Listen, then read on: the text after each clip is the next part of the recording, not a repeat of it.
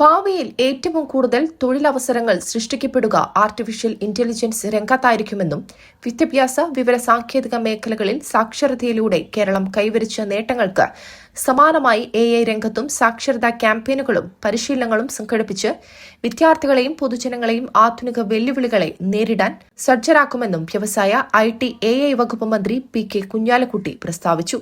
ചെറൂർ ചാക്കിരി അഹമ്മദ് കുട്ടി സ്മാരക government UP സ്കൂളിനായി 3.90 കോടി രൂപ ചെലവിൽ നിർമ്മിച്ച പുതിയ 3 നില കെട്ടിടം നാടിന് സമർപ്പിച്ചുകൊണ്ട് സംസാരിക്കുകയായിരുന്നു അദ്ദേഹം.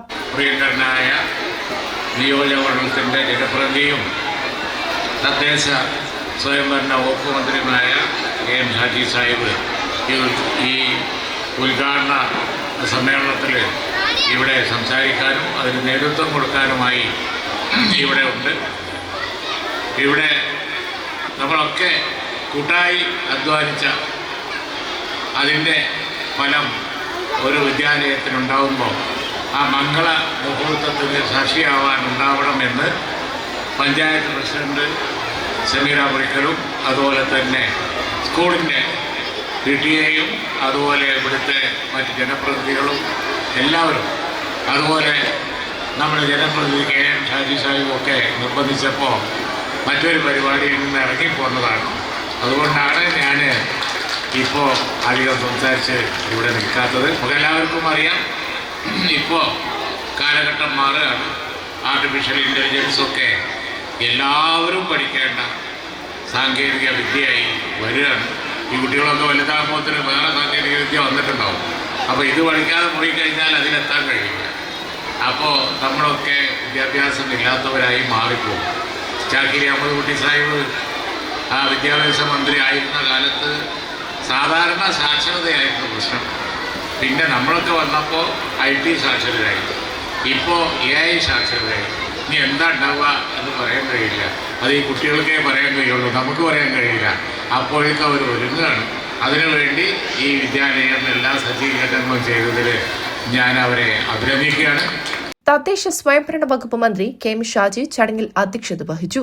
പൊതുവിദ്യാഭ്യാസ മേഖല ഇന്ന് കാണുന്ന തലത്തിലേക്ക് സജീവമാക്കുന്നതിൽ ചാക്കിരി അഹമ്മദ് കുട്ടി വഹിച്ച പങ്ക് വലുതാണെന്നും ദുർബലർക്ക് കൂടി പഠിക്കാനുള്ള അവസരമുണ്ടാക്കിയാലേ നീതി പുലരുകയുള്ളൂ എന്നും മന്ത്രി KM ഷാജി പറഞ്ഞു. എന്നെ സംബന്ധിച്ചിടത്തോളം ഇനിയുള്ള ഈ നിയോജകമണ്ഡലത്തിന്റെ പുരോഗമനത്തിൽ നിങ്ങളോടൊപ്പം നിൽക്കുകയും നാട്ടിലെ നമ്മുടെ മക്കൾക്ക്, സാധാരണക്കാരായ മനുഷ്യർക്ക്, ദുർബലരായ ജനസമൂഹത്തിന് എല്ലാവർക്കും എത്തിച്ച് നൽകേണ്ടുന്ന ന്യായവും നീതിയും വിദ്യാഭ്യാസവും അവർക്ക് ലഭ്യമാകേണ്ടുന്ന ഗവൺമെൻറ്റിൻ്റെ ആനുകൂല്യങ്ങളുമൊക്കെ അവരുടെ കൈകളിൽ എത്തിക്കുക എന്നുള്ള അതിനുള്ള കൂട്ടമായ പ്രവർത്തനത്തിന് എന്നാൽ കഴിയുന്നത് ചെയ്യുക എന്നതാണ് ജനപ്രതിനിധി എന്നുള്ള നിലയ്ക്ക് എൻ്റെ ബാധ്യത.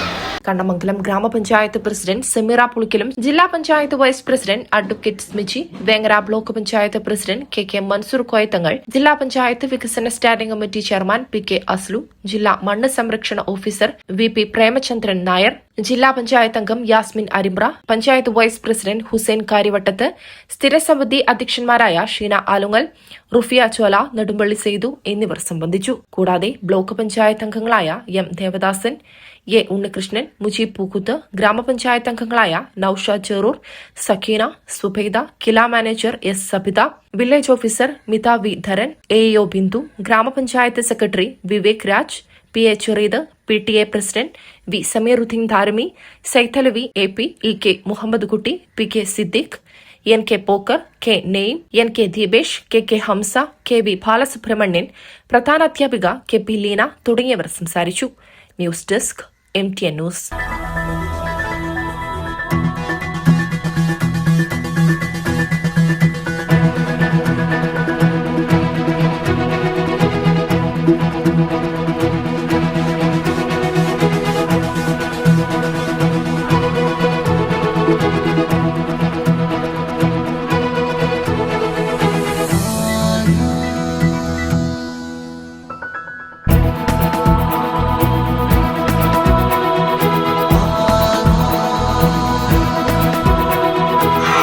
ഹൃദയം പറയും ആധാർ ഗോൾഡ്, കൊണ്ടോട്ടി, പേരാമ്പ്ര, മഞ്ചേരി, ചെമ്മാട്.